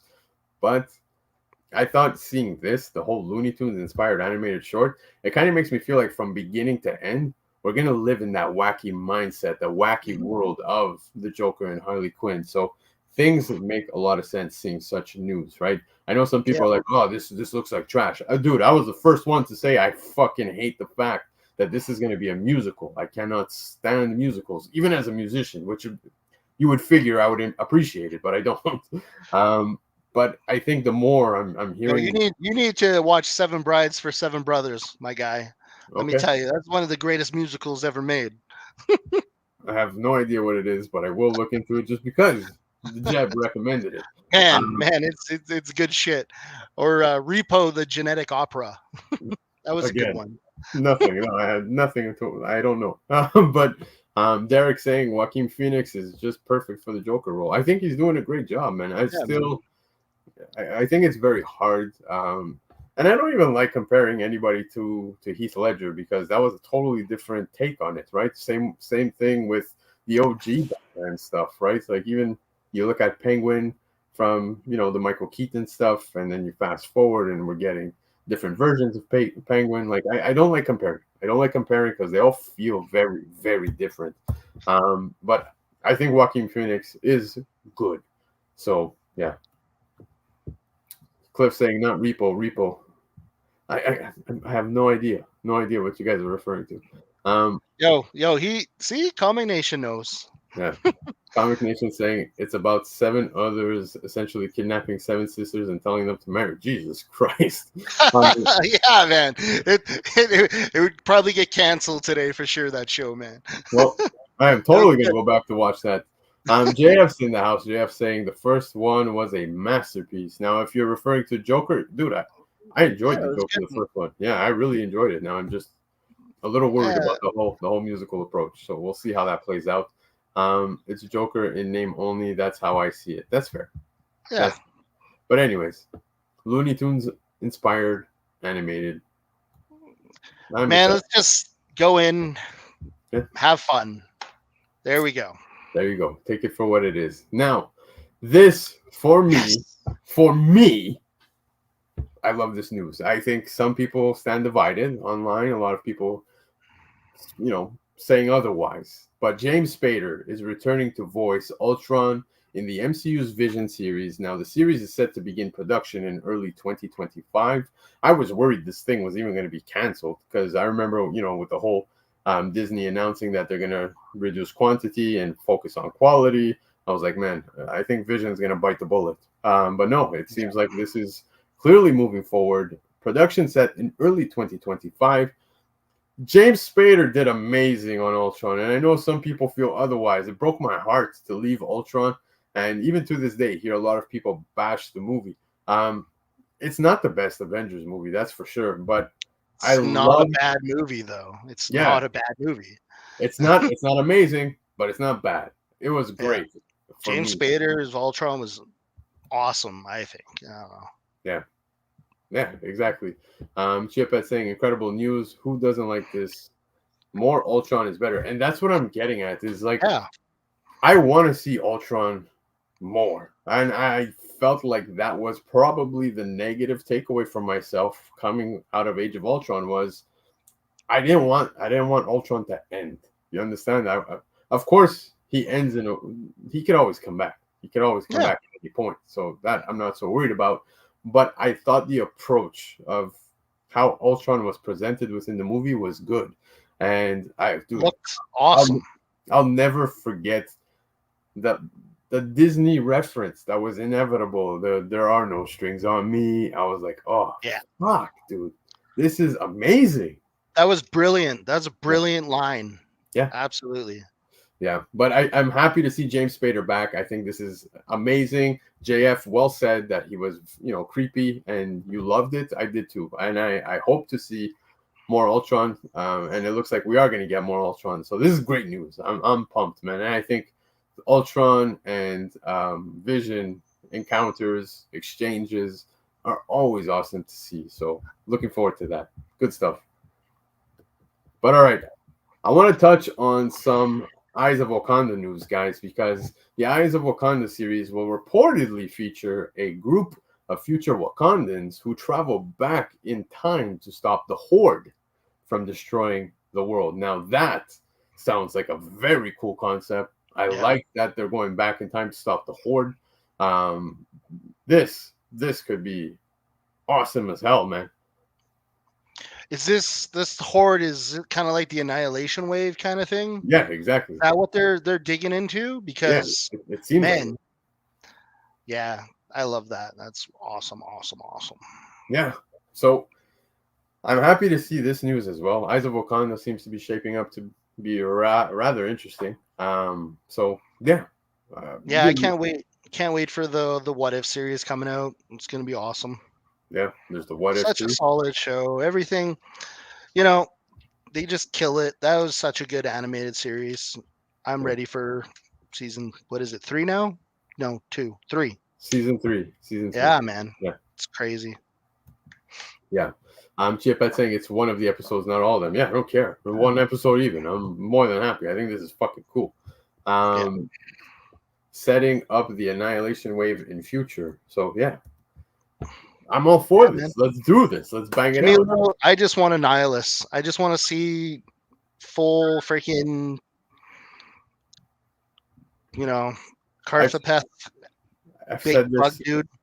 I've said this many times, many times, how much I want to see Annihilation take place. Not in this form, but Yeah. in a form. So hopefully we will get it. But this is neat. I like this news related to Eyes of Wakanda. Now, something totally off topic, but I felt like we needed to just bring this up because here we are, of course, talking about movies and this and that. But Rotten Tomatoes introduces verified hot designation determined by audience score. That's right. Now they're acknowledging the audience. Yay, yay!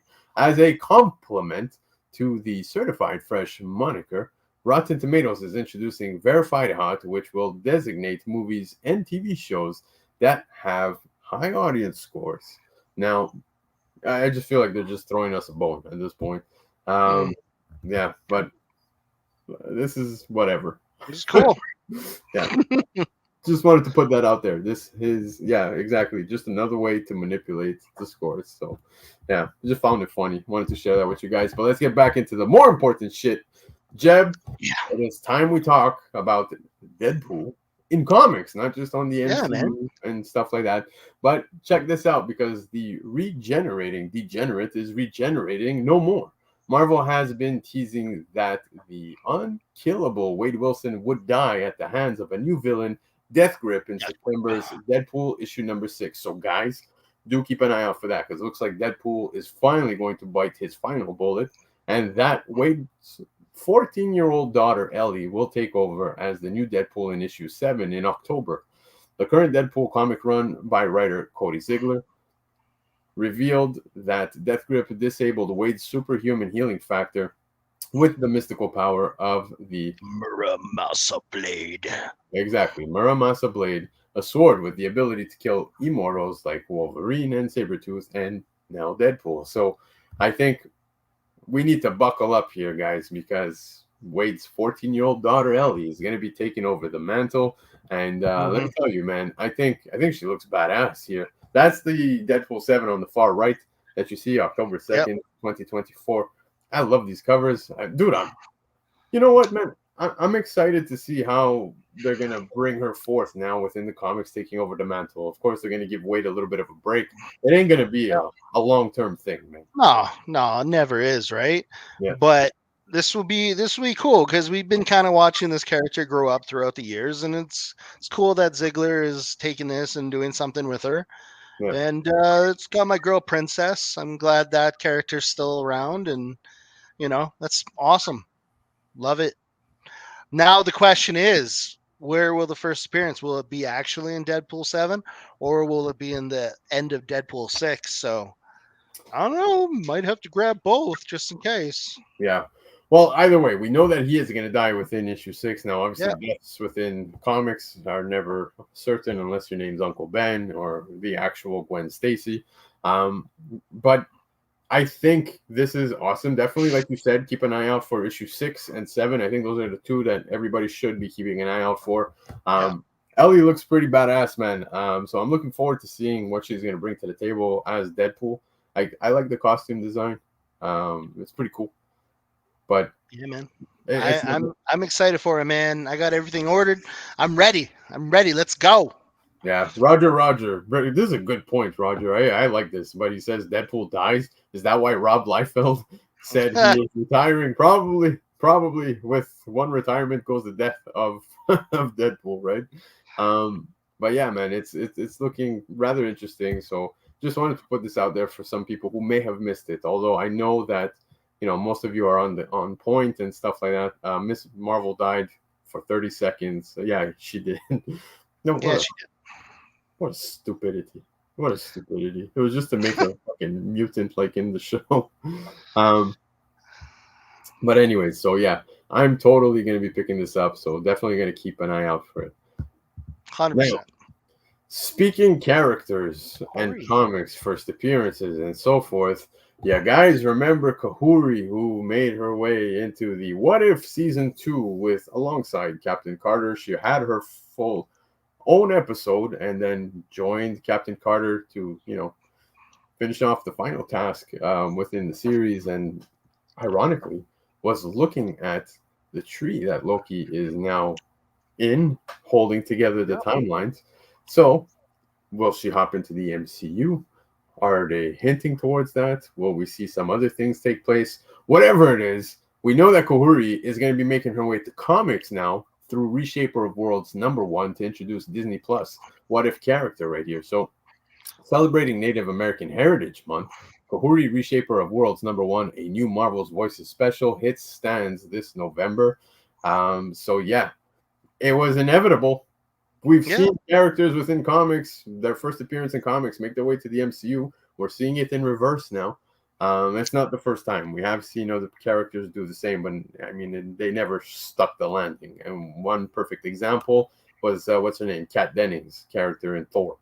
There was also Charlie, what's his name? Charlie Keener?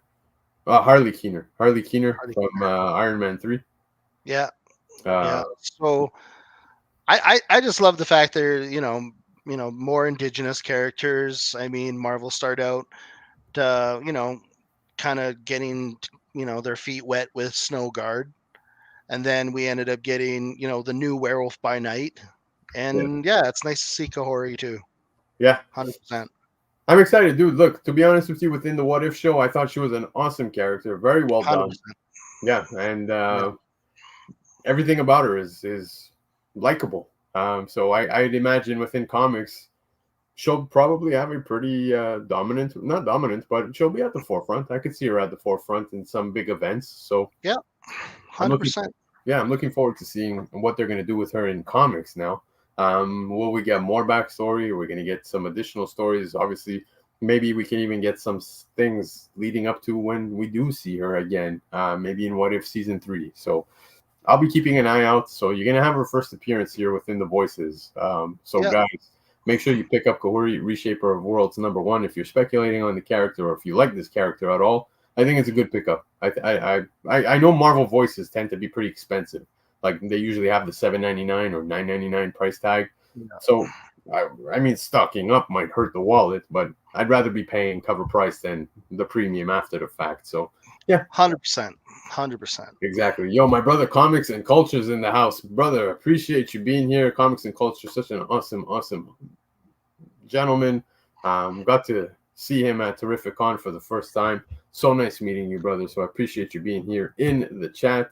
Dean Poole saying Miss Maria Wolf has a cover coming for this. Could be wild. Yes, that is fantastic, man. Maria Wolf is fucking incredible. So yeah, I would love to see that. I hope to see it soon, man. I didn't see it, so I'll check League of Comic Geeks and so forth after the show.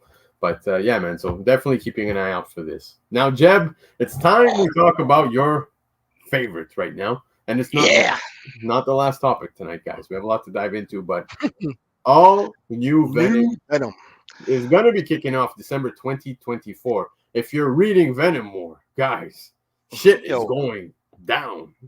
I've been Quello fucking killing it, man. I've been killing it in the. I mean, this thing is kind of they showed this too soon. A lot of people are kind of mad about this because it's kind of telling us that Dylan's not getting the suit, Peter's not getting the suit, and Eddie's not coming back as Venom, and apparently this is going to be an all new Venom, guys. Yeah. I feel like it was kind of a marketing strategy, though. It's simply based on the fact that, looking at Venom's book right now, the current run, I wouldn't say it's the hottest sale right now for Marvel. That's for sure. Yeah. A lot of people jumped off. Donny Cates' run was hyped. Yeah. Super hyped. And people were heavily on it. And people fell off with the current one. They did. Yeah, and the current one, they had some crazy ideas, Ram V and Al. And they I don't know if they didn't stick the landing for, it didn't resonate with people, but apparently this new series is going back to basics. Yeah. And I believe, street level is, Venom at his best. Yeah. I liked one thing because Lefteros actually said it, and I thought the same thing when I saw the cover to the right-hand side. Now, kind of like we said, when the dust settles, Eddie and Dylan's symbiote heavy brawl is going to come to end, and the Venom symbiote will have a new human to call its own. I like on the right, okay? Now, the cover on the right, no webs there. It looks like the symbiote's taking full control of swinging him around here. Yeah. and I like that. I like that. Yeah, I've always been a big fan of Adam Kubert doing Venom covers. The artist right now who's going to be doing this, believe it's Carlos Gonzalez or Carlos Gomez. Yeah. He has like a really sick style. I don't know if you guys read Exterminators, but Mhm. I just love his style, super fluid, and that's what this needs. Yeah. Now, I just want to show some stuff here. So I just spoke about, with the heavy brawl, someone's gonna be, taking the mantle here. But who is under the goo is a mystery. Dylan will have to solve in gumshoe mode. So that already is a bit of a giveaway, right? So we Yeah. now know, and I think that's what you're saying is most people are upset about that. Clearly a marketing strategy, because I feel like now people hopped off of it. So how do you bring them in? You let them know in advance we have a new Venom coming. Yeah. Now, the book will introduce 4 suspects: Robbie Robertson, Madam Mask. That was strange. Rick Yeah. Jones, and Luke Cage. And as Ewing put it in an interview with Polygon, there are plenty of reasons why any of them could be the ones slinging across New York City. So, Jeb, I'm going to I don't ask. know, man. Luke Cage, black and gold is his colors, so Yeah, that's the thing is like the symbiote, the whole spider stuff going on there, dude. Al loves Rick Jones. Like if you guys read Immortal Hulk, Rick Jones was very, very prominent in that series. So Yeah, that's another one that could be the one. I would not like to see Robbie Robertson. no, Randy Robertson, his son, would be fun. yeah, he's been part of, the Spider-Man world for generations, and it'd be kind of cool to see him. Yeah, I think my heavy favorite is Luke Cage. Yeah. Based on the build, based on the colors. I think that's for me. What I'm So right now, Venom is scared that he's gonna end up, you know, hurting whoever his host is, and Luke Cage is a host he can't hurt. exactly. So Yeah, man. that's another thing to factor when talking about this. So I'm I don't know, man. I'm leaning heavily towards Luke Cage. Seeing that Yeah. Venom War cover right there. There's the cover we had seen that was silhouetted out, but now we have the Issue actual. 5, baby. Yeah. So definitely keep your eye on Venom War #5, Yeah, because that will probably be his, first appearance, or at least a prelude of whatever's going on. exactly. Yeah, I really just love the fact that Ivan came back and he's doing the whole run for Venom War. The guy is just one of the best symbiote artists there is. So Yeah, yeah, man, I makes you couldn't fucking excited. Just gets you going.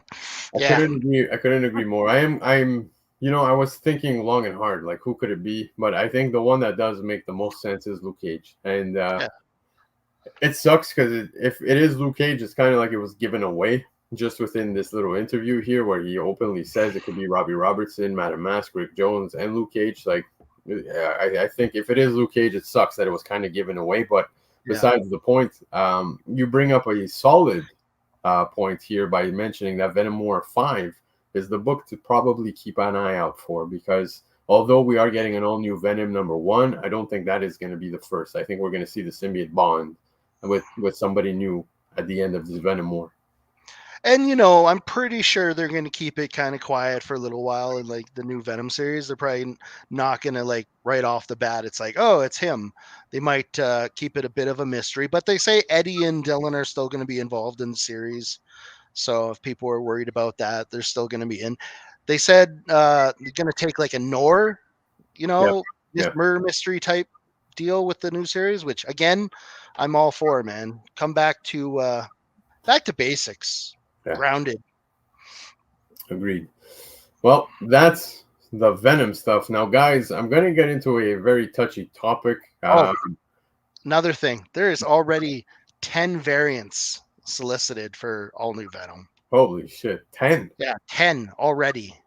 And I'd imagine we're probably going to see some incentives And exclusives. and exclusives. Yeah. Yeah.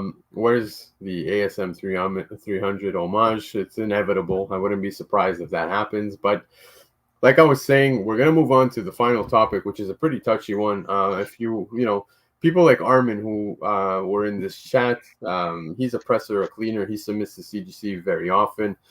Us as collectors, I think we need to talk about this. Oh wait, so sorry, there was the designs. These are pretty cool, by the way, of Venom. So here you go. But I want to talk about CGC now. This right here, I got to shout out 99 Newsstand for bringing this up. Yeah, man. Over on his Instagram, you can find the link to the video where he goes into full details and discussion. It's about an hour and a half video, and it's pretty messed up, dude. Like, I feel like CGC's had a horrible 2024, and I hate the fact that every time I'm talking CGC, it's in a negative light, because I don't hate CGC. I think, I'm appreciative of what they service, but the fact that the company is bending our books, and here's pretty much what you need to know. Now, what's happening? I just want to show you. I know it's a little blurry for you guys because the writing is relatively small here for you to read, but I forget who it was. I think it was on the slide before. Palm Beach Comic Presser. That was the guy. Sent an email after he'd been noticing a few things with CGC slabs, and he submits, right? He cleans kind of like Armin, Gear Up 260 doing his thing. He cleans, presses, and submits for people. But he's coming out saying that in his email to CGC, he says it has been documented that some inner plastic wells are bowing within the hard outer cases. This is evident by the top and bottom of the wells touching the front of the plastic slab, but the center of the inner well containing the comic pushing into the back plastic case. The result is that new spine creases and sometimes even color breaks are occurring on some books. According to the CGC forum, the problem may have been occurring since May of this year, which is ironic timing-wise, because you factor the rehold. You remember people were like doing the reholding shit. And based upon a submission that I received recently of 18 modern books last week and 25 yesterday, I can confirm that the problem continues at an unacceptable frequency. In my own personal experience, at least 6 books had high 9.8 or 9.6 grades, but had new significant and sometimes numerous spine creases. Now, he goes on to say it appears that CGC is aware of the problem, but has not made any public comment and is only taking responsibility on a case-by-case basis, which is completely unacceptable in his opinion and mine as well. Yeah. Accordingly, it may be in your best interest to delay any CGC submissions until the problem is rectified. Now, you gotta factor something that he's saying, right? As a submitter, a presser, and a cleaner, he's handicapping himself business wise, but he's doing it for his client's best interest and his reputation. Yeah. So there's nothing wrong with what he's saying here, and in fact, it's factual and evident too. Now, here's a book you have to the left. Look at that dent right there, right? You can see it. This is horrific. And then you have the ASM 607 on the right hand side. These were not there prior, and coming back, you have a 9.8 grade and looking like that. There's a pressure point that's like really fucking up these books within the cases, and like it's causing it to like banana. So I think this is very, very unfortunate. Here you have another book. Look at that. CGC. This is incredibly concerning. Seeing all these facts, and it's multiple people that are coming out talking about this, and it's funny because for quite some time, a lot of people have been saying this. They'll get back their book and they're like, "Oh, wow, this got a 9.8. Look, there's a spine tick or whatever." Yeah, it doesn't make sense, right? Exactly. Now, myself as a collector, I collect my books. I'm not collecting slabs. I'm collecting books. What's inside the slab is what I care about. I will send something to CGC if, look, I have slabs displayed behind me. I would tell you that 98% of the slabs behind me are CGC, and I have like 2 CBCS. That's pretty much it. But your main reason for submitting, of course, maybe everybody varies, but myself is because, one, I like presenting them in a certain way. I like that label. I like that it says first appearance and this and that. But for myself, I just want to solidify what my book is. You know what I mean? Like, hey, this book is in a condition of a 9.8, right? So, like, I'm proud to show off my high grade or a 9.6 or whatever it may be. There's multiple reasons, of course, but this right here is a huge red flag, and I think CGC needs to do something about this ASAP. You got to fix it, man. They got to fix it. But not in 10 weeks. Not like this needs to hit the timeout button, like stop the machine type thing for a second. Take a step back, because it has been a very rough year within 2024 for CGC, in my opinion. There's been way too many hiccups. And this one here, it's not one of those hiccups where, you had an employee that was switching books or stuff like that. Like, no, your product is now damaging books. And myself, the book inside means everything. And I think everybody feels the same way, right? We want to protect our books, solidify its grading, justify its grading, not send it in and then come back damaged. Yo, we're trusting these guys with our babies, man. That's like, Exactly. Don't beat them up. Yeah, Covrprice, it's very concerning. I couldn't agree more. I'm not sure if it's Matt or John, but thank you so much for being here. But yeah, the word is that they tightened the room in the inner well plastic to prevent people from being able to cut them out safely. Hence, it's not crunching the books as others have reported, like Swaggle. Yeah, but that's what I was saying, is that the timing of such, right, provided that there was all of that cracking open of the slabs, people, swapping out books and so forth. I understand this was probably their approach to make sure that this doesn't happen in the future, but like, this was not the proper solution. You're causing your books, people's books, to be damaged and so forth. So I look, originally when it came out, the news of the reholding and stuff like that, I had said that maybe at certain points of the slab itself, maybe look into adding a specific seal around it that, like, once opened, it's not replaceable. Something else, you know what I mean? This is clearly not a good solution, and it's rather concerning. So the fact that somebody who's making a living, bread and butter, by submitting books, cleaning and pressing and so forth, is willing to say screw that, you know what I mean? Like, I'd rather not risk my reputation. I think this speaks volumes. Yeah, that's 100%, man. Yeah. They are getting more and more competition, and they need to evolve, and they need to do better. And that's just the end. That's the end all be all, right? You want to be the top, the king of the hill for grading, then you need to fix your process and just do better. Yeah. Now I want to bring up Gear Up to 60, who's saying, I have 200 books at CGC and 50 of them have been in quality control for the last 2-3 weeks. I think CGC is holding back from encapsulating the books until they fix the problem, which, I mean, would be ideal. I'm a little concerned about the other 150 at this point. I hope they're okay.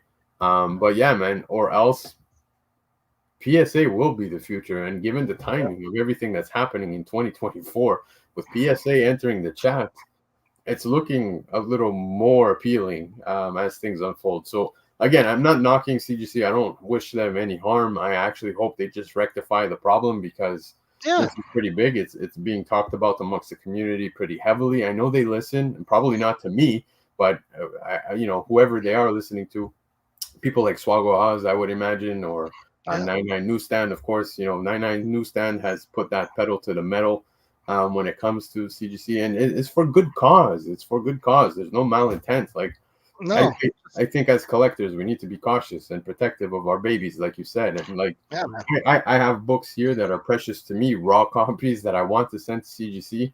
Gear Up to 60 is my presser, my cleaner, and you can ask, right? We'll ask him right now. You can answer in the chat, Armin, how many times have you seen me this year to submit books? Probably 0, simply because I'm a little hesitant. I'm holding back on sending books with all the stuff that's going on. I'm excited to see somebody like PSA entering the chat, because I think this is good for us collectors. Collectors as a whole, for some reason, we're giving premium to CGC. On the secondary market, it sees premium numbers. I don't know what it is. I don't know if it's because we think it looks better, but clearly it's not because they're the better grading company. I just think maybe it's just for the look or whatever it may be. But in my humble opinion, seeing how everything's unfolded this year, it's been pretty evident that they need to do better. And I hope they do. And that's just all I wanted to say. Yeah, 100%. Yeah, so yeah, there you go. Gear Up saying I think once. Yeah, that was that was the drop off books of sales. In fact, it had nothing to do with that. But guys, that was the hot topics. The CGC stuff is heavy. If you're catching the replay, of course, let me know what you guys think as well, because I think it's pretty heavy. And as collectors, man, we need to be a little bit concerned because, like I said, for some reason, Jeb, look, I'm looking at your wall. You've got plenty of CGC stuff behind you. Yeah, man. I got a lot of money invested in CGC, so it's like every time I hear shit going on with CGC, I'm just like, fuck. Yeah. Damn. But then Yeah. this is the only way they get better, and this is the only way they improve. And it's good. It's good to have competition like PSA and CBCS and all that, man. You need competition to evolve and do better, right? Of course. Now, one thing I want to mention before I do wrap up the show is that you know, they're not saying that, you know, they're submitting 25 books and 25 are coming back damaged, right? Like he received 18 and at least 6 of them had high 9.8s, 9.6s, but you know, there were multiple defects that came back with those books. So 18 moderns last week and 25 yesterday that he got back. 6. I know it sounds like, oh, but it's not that much. No, dude, even 1 is too much for me. That's just my opinion. You know, we're spending, dude, especially as Canadians, okay? America, you know, you live within the States. It's a little cheaper for you guys to send the books to CGC directly, but sending it from Canada, we pay a premium. That shipping just to go and come back is ridiculous. Yeah, and the shipping and everything, man. We're paying close to $100 a book. Exactly, man. So on my end, I get the pressing and the cleaning in. Let's say I'm spending, I don't know, let's say I'm in it for $60 Canadian, just an example. I send two books, I'm at 120 Canadian. It's not chump change, bro. Like, no, I add a third book, and like I made my bi-weekly payment on my vehicle, you know what I mean? Like, yeah. So it's things to factor that, you know, if we're putting our money and putting our trust into such a company, you would expect that quality, right? You don't want to send in your stuff and then it comes back damaged. And then imagine trying to put up a 9.8, you know, on eBay because you acknowledge the damage and you put a 9.8. Okay, I have the king size annual number 10 example. You put a 9.8 and dude, the 9.8 clearly has fucking spine tick. Would you buy that book? Are you buying the grade or are you buying the book? Normally you're buying the book. So, we're buying the book. So yeah, man. Guys, that was the show. Thank you so much. Felt good to be back. I missed you all. Tremendously. I do want to hit up another con though. I got the con rush now. You know, I hit up Terrific Con, like New York Comic Con. I want to hit the floor. I want to talk to creators, you know, writers. I want to do all that fun stuff. And hopefully we can do New York Comic Con. But Jeb, thank you so much for swinging by. You made this happen. You made this show happen. Thank you for having me. I appreciate you, man. I appreciate everybody in the chat group. Man, just love you guys taking the time, listen to me talk about my crazy shit. It's fun. Yeah, I appreciate you. And of course, like I said, you made this happen. You hit me up. You saw the Venom news. You wanted to hop on the show. So thank you, of course, for reaching out. But yeah, man, Jeb, you have anything up and coming? No, not really, man. Right after this, guys, I got to go, you know, finish my shift. So I got to go to work. My man. So I won't hold you too long, guys. Thank you all for tuning in. Of course, I'll be over on Covrprice's Shaker List on Thursday, 9 p.m. Eastern Time with Laura, Marty, and Chris, the whole gang. So definitely come check that out. Always my favorite. Go subscribe to Covrprice over on YouTube. And of course, go visit the website, man. Guys, the subscriptions they're cheap, man. It's like, it's a happy meal, bro. It's a happy meal. You can literally get so many awesome features. So go show some love to Covrprice. Yeah, man. And of course, myself, after Covrprice on Thursday, we'll be back on Sunday with a new guest talking about all this fun stuff like we did tonight. So guys, have yourselves a great week. Jeb, thank you. Have yourself a great end of your shift. And yeah, man, we'll catch you guys over on the flip side. So I'll see you Thursday over on Covrprice. Adios. Yo, take.